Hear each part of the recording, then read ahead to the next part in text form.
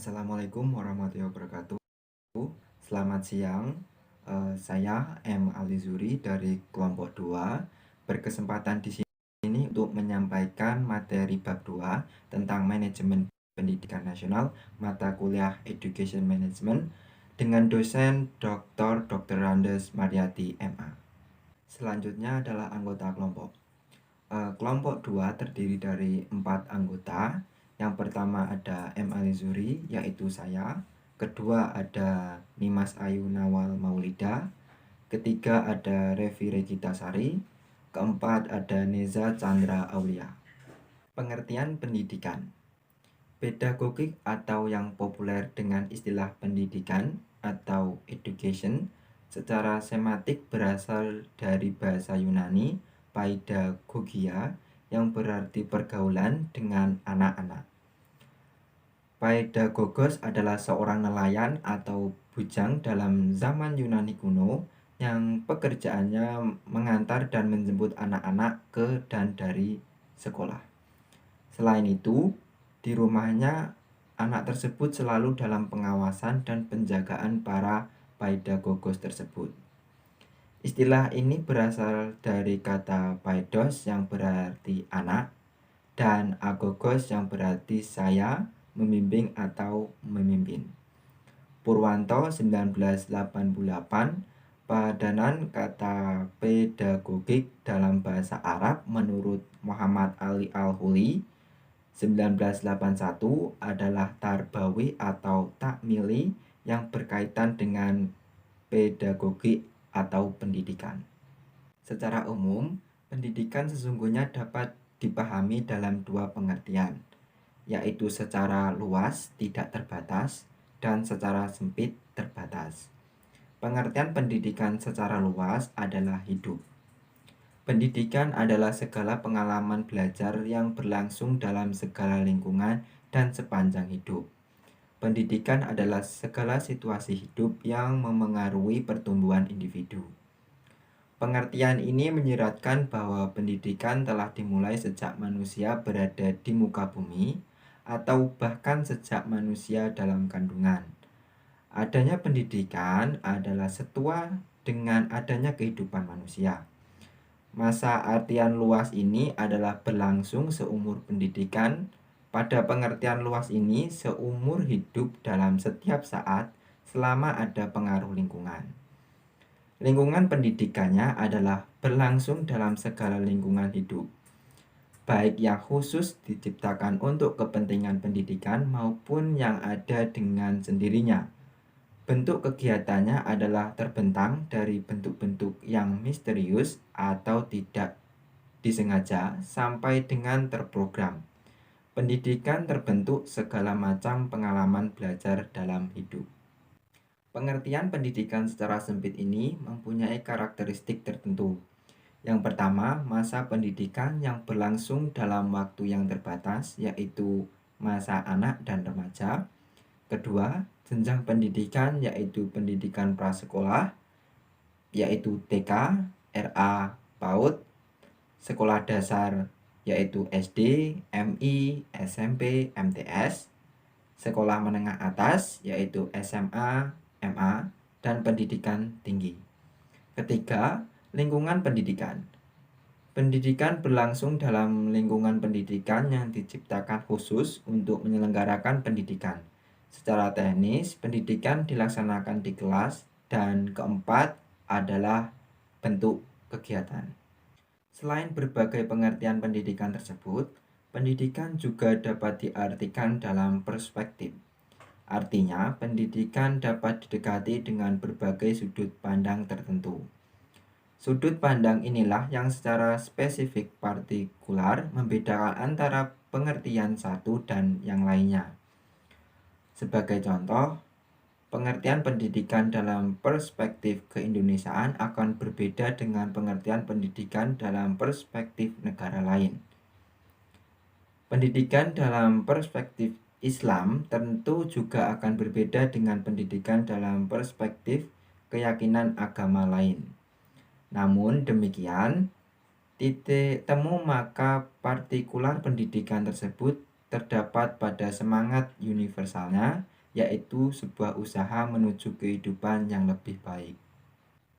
Dalam perspektif keindonesiaan, pengertian, fungsi, dan tujuan pendidikan terumuskan pada Undang-Undang Sistem Pendidikan Nasional Nomor 20 Tahun 2003 Pasal 1 dan 3 yang berbunyi, Pasal 1, pendidikan adalah usaha sadar dan terencana untuk mewujudkan suasana belajar dan proses pembelajaran agar peserta didik secara aktif mengembangkan potensi dirinya untuk memiliki kekuatan spiritual keagamaan, pengendalian diri, kepribadian, kecerdasan, akhlak mulia, serta keterampilan yang diperlukan dirinya, masyarakat, bangsa, dan negara. Pasal 3, pendidikan nasional berfungsi mengembangkan kemampuan dan membentuk watak serta peradaban bangsa yang bermartabat dalam rangka mencerdaskan kehidupan bangsa, bertujuan untuk mengembangkan potensi peserta didik agar menjadi manusia yang beriman dan bertakwa kepada Tuhan Yang Maha Esa, berakhlak mulia, sehat, berilmu, cakap, kreatif, mandiri, dan menjadi warga negara yang demokratis serta bertanggung jawab. Ya, kemudian selanjutnya hakikat pendidikan nasional. John Dewey, seorang ahli, menyebutkan bahwa tujuan pendidikan adalah pertumbuhan dan perkembangan. Karena pendidikan dimaksudkan untuk manusia, maka dalam rangka memahami pendidikan seharusnya dilihat dari hakikat dan tujuan manusia itu sendiri. Tujuannya adalah sesuatu yang akan dicapai atau yang menjadi sasaran dari aktivitas yang telah dikerjakan. Tujuan pendidikan tidak dapat dilepaskan dari tujuan hidup manusia, sebab pada hakikatnya pendidikan dapat merupakan alat untuk mencapai tujuan hidup manusia. Konsep tentang tujuan hidup manusia juga sangat terkait dengan hakikat manusia. Filsafat manusia apa, bagaimana, dan mau dibawa kemana manusia itu diciptakan sendiri. Kemudian slide selanjutnya, manusia dalam bahasa Inggris disebut man, yang berasal dari kata bahasa Inggris Anglo-Saxon man. Arti dari kata ini tidak jelas, tetapi pada dasarnya mens dalam bahasa Latin yang berarti ada yang berpikir. Kemudian dalam bahasa Yunani anthropos yang tidak begitu jelas. Semula anthropos berarti seseorang yang melihat ke atas. Seseorang yang sekarang kata ini dipakai untuk mengartikan wajah manusia, dan akhirnya dalam bahasa Latin yang berarti homo, yang artinya orang-orang yang dilahirkan di atas bumi. Ya, kemudian selanjutnya di sini ada gambar para ahli pikir dan ahli filsafat memberikan sebutan kepada manusia sesuai dengan kemampuan yang dapat dilakukan oleh manusia. Di antaranya yang pertama ada manusia adalah Homo sapiens, yang berarti makhluk yang mempunyai budi dan tujuan. Kemudian yang kedua ada animal rasional, yang artinya binatang yang berpikir. Kemudian yang ketiga ada Homo loquens, yang berarti makhluk yang pandai menciptakan bahasa dan menerjemahkan pikiran manusia dan perasaan dalam kata-kata yang tersusun. Kemudian yang ketiga ada Homo faber, yang berarti terampil, dalam artian membuat perkakas atau disebut dengan tool animal making, yang seperti zaman sekarang, yaitu dalam alat teknologi informasi dan komunikasi yang canggih. Kemudian selanjutnya ada manusia adalah zoon politikon, yang yaitu manusia yang pandai bekerja sama, bergaul, dan mengorganisasi untuk memenuhi kebutuhan hidup manusia itu masing-masing. Kemudian selanjutnya adalah manusia adalah Homo economicus, artinya manusia yang tunduk pada prinsip-prinsip ekonomi dan bersifat ekonomis. Kemudian selanjutnya adalah manusia adalah Homo politicus atau manusia yang berpolitik. Kemudian selanjutnya adalah manusia adalah religius atau yang beragama. Kemudian yang terakhir adalah manusia adalah Homo educomicum atau educable, yaitu makhluk yang dididik dan terdidik. Seperti sudah dijelaskan pada slide ke-12, pada gambar ke slide ke-12, kemudian di slide ke-13 ini manusia dengan hewan memiliki perbedaan. Perbedaan dasarnya adalah jika manusia memiliki rohani dan akal budinya. Dengan akal manusia ini menciptakan kebudayaan dan peradaban. Kemudian dengan akalnya manusia dapat berimajinasi dan memiliki tujuan. Oleh karena beragamanya pandangan terhadap hakikat manusia. Kemudian para ahli dan ahli fikir filsafat memberikan sebutan kepada manusia sesuai dengan kemampuan yang dapat dilakukan oleh manusia-manusia yang sudah saya sebutkan pada slide ke-12 dan di slide 13 ini sudah dijelaskan. Pembahasan mengenai hakikat manusia sebagaimana tersebut sudah dijelaskan tadi pada slide ke-12 dan ke-13 dapat didekati dengan berbagai sudut pandang seperti biologi, sosiologi, antropologi, sosiologi, dan terakhir dengan teologi. Manusia dalam pandangan Islam merupakan makhluk ciptaan Allah yang diberi kelebihan dan keunggulan yang luar biasa dibanding dengan makhluk yang lainnya yang ada di muka bumi ini. Kemudian Said Hawa memaparkan 7 aspek yang mengiringi manusia hadir di manusia yang ada di dunia ini. Yang pertama ada aspek kejadiannya, kemudian ada aspek ilmunya, kemudian ada aspek kemauannya atau alternatif, kemudian ada aspek kedudukannya, yang kelima ada aspek kemampuan atau mengurangi atau analisis, yang keenam ada aspek imajinatif, yang ketujuh ada aspek budi pekerti. Pada slide ke-16 ini berbagai penjelasan mengenai pengertian dan hakikat manusia dalam pandangan teologi Islam tersebut dalam di bagan. Di sini ada gambar ya, ada foto.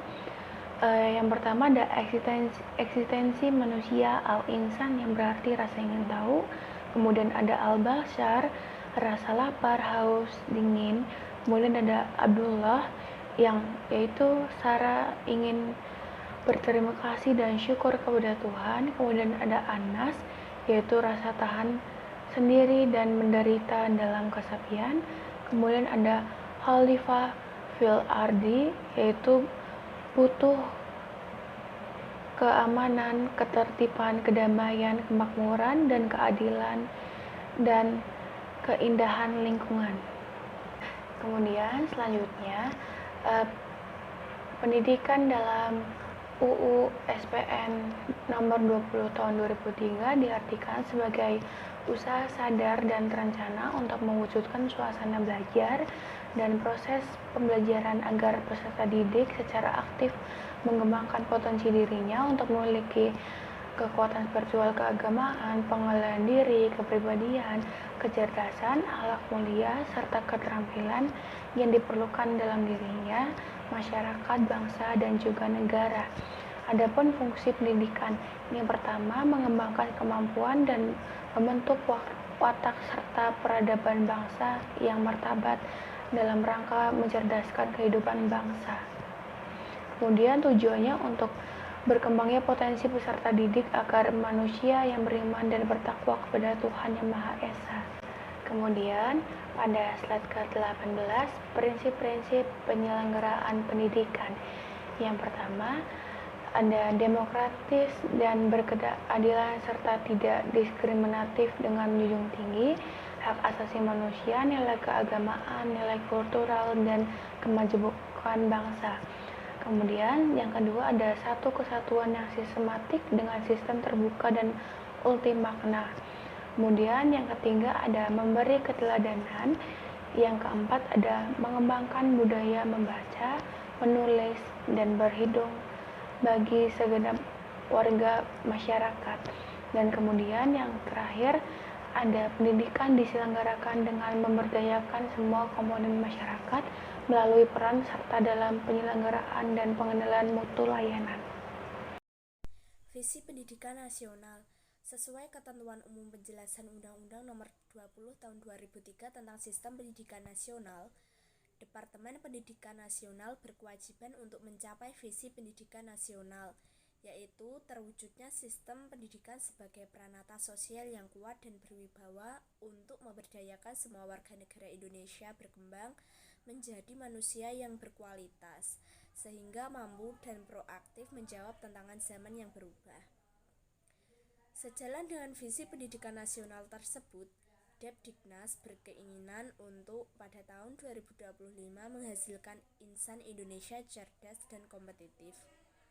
Maksud dari insan Indonesia cerdas adalah insan yang cerdas secara komprehensif, yang meliputi cerdas spiritual, cerdas emosional, cerdas sosial, cerdas intelektual, dan cerdas kinestetis. Tabel berikut ini memberikan deskripsi yang lengkap tentang yang dimaksud dengan insan cerdas, komprehensif, dan kompetitif. Makna Indonesia cerdas komprehensif. Yang pertama yaitu cerdas spiritual, yaitu beraktualisasi diri melalui olah hati atau kalbu untuk menumbuhkan dan memperkuat keimanan, ketakwaan, dan akhlak mulia, termasuk budi pekerti luhur dan kepribadian unggul. 2. Cerdas emosional dan sosial, yaitu beraktualisasi diri melalui olah rasa untuk meningkatkan sensitivitas dan apresiasivitas akan kehalusan dan keindahan seni dan budaya, serta kompetensi untuk mengekspresikannya. 3. Cerdas intelektual, beraktualisasi diri melalui olah pikir untuk memperoleh kompetensi dan kemandirian dalam ilmu pengetahuan dan teknologi. 4. Cerdas kinestetis, yaitu beraktualisasi diri melalui olahraga untuk mewujudkan insan yang sehat, bugar, berdaya tahan, sigap, terampil, dan terengginas. Sedangkan makna insan Indonesia kompetitif adalah berkepribadian unggul dan gandrung akan keunggulan, bersemangat juang tinggi, mandiri, pantang menyerah. Misi pendidikan nasional. Sesuai dengan Undang-Undang Nomor 20 Tahun 2003 tentang Sistem Pendidikan Nasional, misi pendidikan nasional yaitu 1. Mengupayakan perluasan dan pemerataan kesempatan memperoleh pendidikan yang bermutu bagi seluruh rakyat Indonesia. 2. Membantu dan memfasilitasi pengembangan potensi anak bangsa secara utuh sejak usia dini sampai akhir hayat dalam rangka mewujudkan masyarakat belajar. 3. Meningkatkan kesiapan masukan dan kualitas proses pendidikan untuk mengoptimalkan pembentukan kepribadian yang bermoral. 4. Meningkatkan keprofesionalan dan akuntabilitas lembaga pendidikan sebagai pusat pembudayaan ilmu pengetahuan, keterampilan, pengalaman, sikap, dan nilai berdasarkan standar nasional dan global. Yang kelima yaitu memberdayakan peran serta masyarakat dalam penyelenggaraan pendidikan berdasarkan prinsip otonomi dalam konteks negara kesatuan Republik Indonesia. Tata nilai pendidikan nasional. Tata nilai yang ideal akan sangat menentukan keberhasilan dalam melaksanakan proses pembangunan pendidikan sesuai dengan visi dan misi yang telah ditetapkan. Penetapan tata nilai yang merupakan dasar sekaligus pemberi arah bagi sikap dan perilaku semua pegawai di dalam menjalankan tugas sehari-hari. Nilai-nilai masukan atau input values, yakni nilai-nilai yang dibutuhkan dalam diri setiap pegawai Depdiknas dalam rangka mencapai keunggulan yang meliputi 1. Amanah, 2. Profesional, 3. Antusias dan bermotivasi tinggi menunjukkan rasa ingin tahu, semangat berdedikasi, serta berorientasi pada hasil. Dan yang terakhir yaitu bertanggung jawab dan mandiri. Lingkungan dalam pendidikan meliputi 4 hal yang disebut dengan catur pusat pendidikan, yaitu keluarga, sekolah, masyarakat, dan tempat ibadah. Keempatnya adalah satu kesatuan yang harus saling mendukung dalam pelaksanaan pendidikan. Beberapa komponen pendidikan tersebut merupakan satu kesatuan yang tidak dapat dipisah-pisahkan dalam rangka terlaksananya sebuah sistem pendidikan. Jalur, jenjang, dan jenis pendidikan. Undang-Undang Sistem Pendidikan Nasional atau UU SPN Nomor 20 Tahun 2003 menjelaskan tentang jalur, jenjang, dan jenis pendidikan. Jalur pendidikan adalah wahana yang dilalui peserta didik untuk mengembangkan potensi diri dalam suatu proses pendidikan yang sesuai dengan tujuan pendidikan.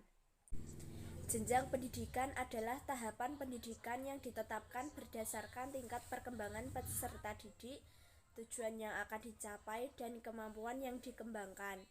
Jenjang pendidikan formal terdiri atas pendidikan dasar, pendidikan menengah, dan pendidikan tinggi. Jenis pendidikan adalah kelompok yang didasarkan pada kekhususan tujuan pendidikan suatu satuan pendidikan.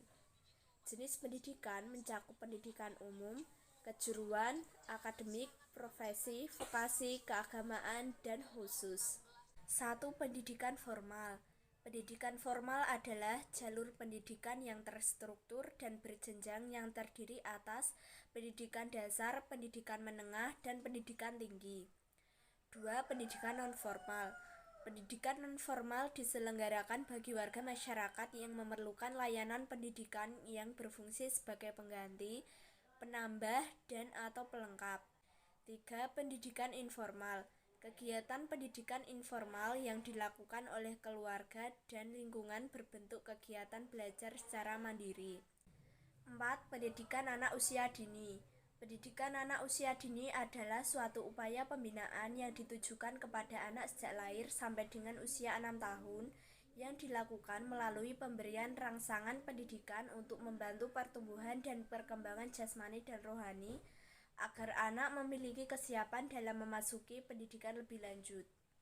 Pendidikan anak usia dini pada jalur pendidikan formal berbentuk Taman Kanak-kanak atau TK, Raudatul Atfal atau RA, atau bentuk lain yang sederajat.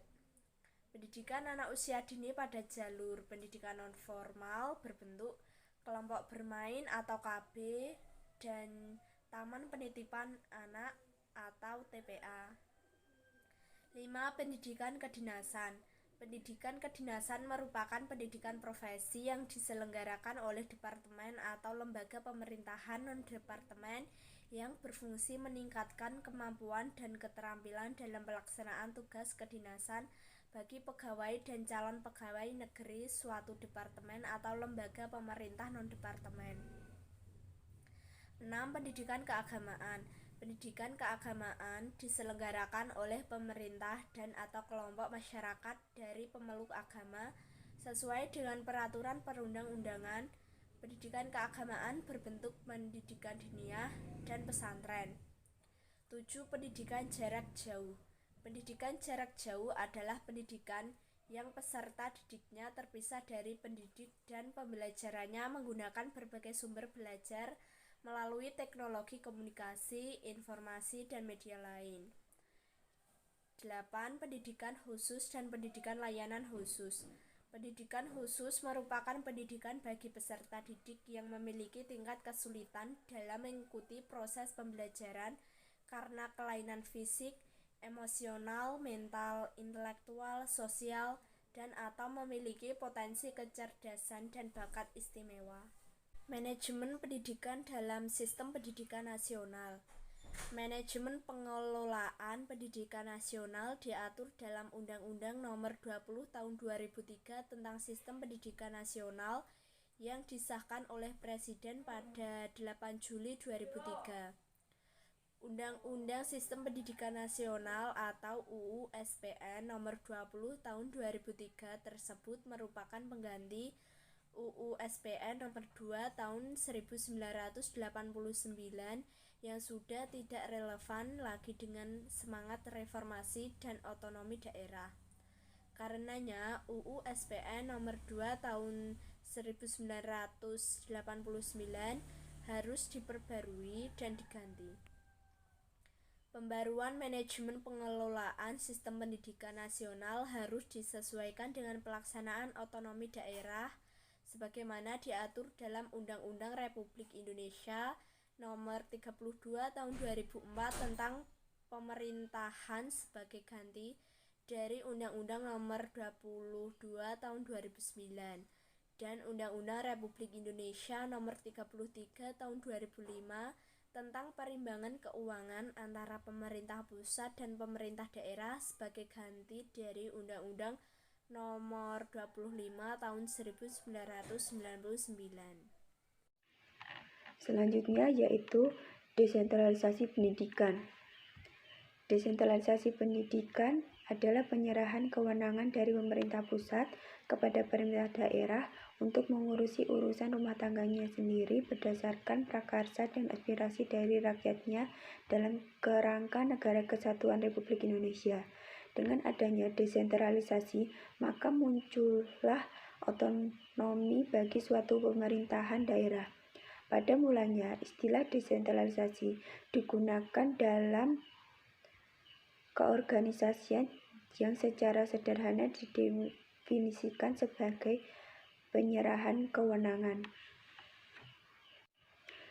Desentralisasi manajemen pendidikan nasional. Desentralisasi manajemen pendidikan adalah pelimpahan wewenang dari pemerintah pusat kepada daerah untuk membuat keputusan manajemen dan menyusun perencanaan sendiri dalam mengatasi masalah pendidikan dengan mengacu kepada sistem pendidikan nasional. Desentralisasi manajemen pendidikan ini dapat diterapkan dalam beberapa tingkat dan struktur organisasi penyelenggaraan pendidikan, mulai dari tingkat pusat atau nasional sampai tingkat satuan pendidikan. Adapun tujuan dari desentralisasi manajemen pendidikan ini adalah untuk meningkatkan efektivitas dan efisiensi manajemen dan kepuasan kerja pegawai melalui pemecahan masalah-masalah yang berhubungan langsung dengan daerah lokal. Desentralisasi manajemen pendidikan berusaha mengurangi campur tangan atau intervensi pejabat atau unit pusat terhadap persoalan-persoalan pendidikan yang sepatutnya bisa diputuskan dan dilaksanakan oleh unit di tataran bawah, pemerintah daerah, atau masyarakat. Dengan demikian, nantinya diharapkan dapat memacu pemberdayaan peran unit di bawah atau peran rakyat dan masyarakat daerah. Adapun ruang lingkup desentralisasi manajemen pendidikan mencakup 6 hal, yaitu perundang-undangan pendidikan, struktur organisasi dan kelembagaan pendidikan, 3. Pembangunan kurikulum pendidikan, 4. Profesionalitas tenaga pendidikan, 5. Sarana dan prasarana pendidikan, dan 6. Pembiayaan pendidikan. MBS atau MBM, manajemen berbasis sekolah atau madrasah sebagai bentuk otonom pendidikan. Manajemen berbasis sekolah, school based management, atau manajemen berbasis madrasah, madrasah based management, adalah sebuah strategi untuk mewujudkan sekolah atau madrasah yang efektif, efisiensi, dan produktif. MBS atau MBM merupakan paradigma baru dalam manajemen pendidikan yang memberikan otonomi luas pada sekolah atau madrasah dan pelibatan masyarakat dalam kerangka kebijakan pendidikan nasional, pemberian otonom agar sekolah atau madrasah leluasa mengelola sumber daya, sumber dana, dan sumber belajar dan mengalokasikannya sesuai dengan prioritas kebutuhan serta lebih tanggap terhadap kebutuhan setempat. Desentralisasi pemerintah yang melahirkan otonomisasi penyelenggaraan pendidikan melahirkan sebuah perspektif baru dalam pengelolaan pendidikan, yaitu manajemen berbasis sekolah (MBS) atau manajemen berbasis madrasah (MBM).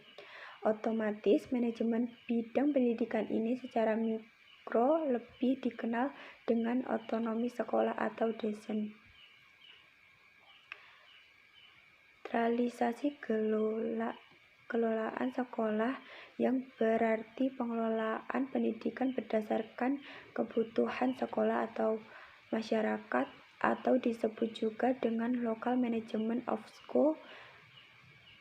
Sekolah diberikan kewenangan yang penuh dalam merancang kebutuhan layanan pendidikan berdasarkan kebutuhan masyarakat. Dalam konsep MBS atau MBM, Otonomisasi pengelolaan sekolah diberikan secara luas kepada kepala sekolah atau madrasah dalam menyelenggarakan kegiatan pendidikan, termasuk mengatur dan melaksanakan berbagai kebijakan secara luas. Adapun 4 prinsip dalam manajemen berbasis sekolah atau madrasah sebagai bentuk implementasi otonomi daerah bidang pendidikan yang menjadi landasan dalam menerjemahkan konsep manajemen peningkatan mutu berbasis sekolah sesuai dengan tujuan, yaitu otonomi, fleksibilitas, partisipasi, dan inisiatif. Prinsip MBS atau MBM. Yang pertama adalah otonomi. Diartikan sebagai kemandirian, yaitu kemandirian dalam mengatur dan mengurus dirinya sendiri atau pengelolaan mandiri. Yang kedua, fleksibilitas, yaitu yang dapat diartikan sebagai keluasan yang diberikan kepada sekolah untuk mengelola, manfaatkan, dan memberdayakan sumber daya sekolah seoptimal mungkin untuk meningkatkan mutu sekolah. Prinsip ketiga, partisipasi, adalah menciptakan lingkungan yang terbuka dan demokratik. Prinsip keempat, inisiatif, didasarkan atas konsepsi bahwa manusia bukanlah sumber daya yang statis, melainkan dinamis. Oleh karena itu, potensi sumber daya manusia harus selalu digali, ditemukan, dan kemudian dikembangkan. Tujuan dan manfaat MBS atau MBM, yaitu 1. Efisiensi, 2. Mutu, dan 3. Pemerataan pendidikan. Peningkatan efisiensi terutama diperoleh dari keleluasaan yang diberikan untuk mengelola sumber daya, partisipasi masyarakat, dan penyederhanaan birokrasi. Kemudian meningkatkan mutu dapat diperoleh antara lain melalui partisipasi orang tua terhadap sekolah, fleksibilitas pengelolaan sekolah dan kelas, peningkatan profesionalisme guru dan kepala sekolah, berlakunya sistem intensif serta disintensif. Sedangkan peningkatan pemerataan bisa diperoleh melalui peningkatan partisipasi masyarakat yang memungkinkan pemerintah lebih bisa berkonsentrasi pada kelompok tertentu. Hal ini dimungkinkan karena pada sebagian masyarakat tumbuh rasa kepemilikan yang tinggi terhadap sekolah. Di antaranya, manfaat model MBS atau MBM adalah memberikan kebebasan dan kekuasaan yang besar kepada sekolah yang tentu saja disertai dengan seperangkat tanggung jawab. Pemberian otonomi kepada sekolah